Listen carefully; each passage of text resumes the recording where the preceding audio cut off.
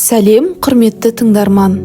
Сіздердің назарларыңызға қазақтың ұлы ақыны Абай Құнанбайұлының «Әсемпаз болма әрнеге» атты өлеңін ұсынамын. Ақын бұл шығармасында адамның өмір жолы, еңбектің қадірі, ақыл мен қайраттың, әділет пен мейірімнің маңызы туралы терең ой қозғайды. Әрбір жолында адамға бағыт бағдар беретін даналық бар. Ендеше соны бірге тыңдайық. Әсемпаз болма әрнеге. Әсемпаз болма әрнеге, өнерпаз болсаң арқалан. Сен де бір кірпіш дүниеге, кетігін тап та бар қалан. Қайрат пен ақыл жол табар, қашқанға да қуғанға. Әділет, шапқат кімде бар, сол жарасар туғанға. Бастапқы екеу соңғысыз, біте қалса қазаққа. Алдың жалын, артың мұз, барар едің қай жаққа. Пайданы көрсең бас ұрып, мақтанды іздеп қайғалма.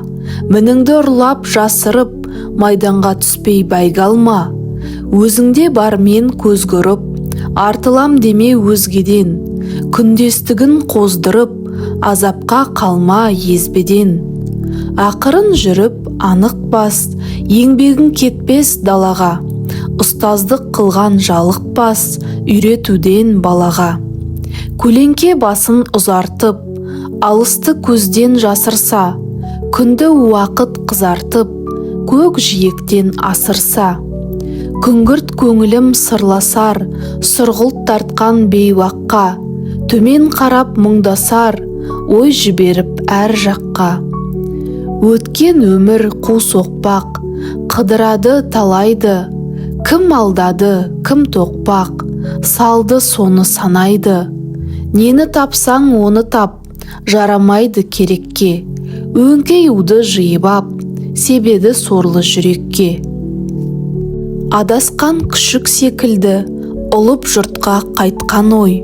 Өкінді, жолың бекінді, әуре болма оны қой. Ермен шықты ит қылып, бидай шашқан егінге. Жай жүргенді өрт қылып, тыныш өлсеңші тегінде.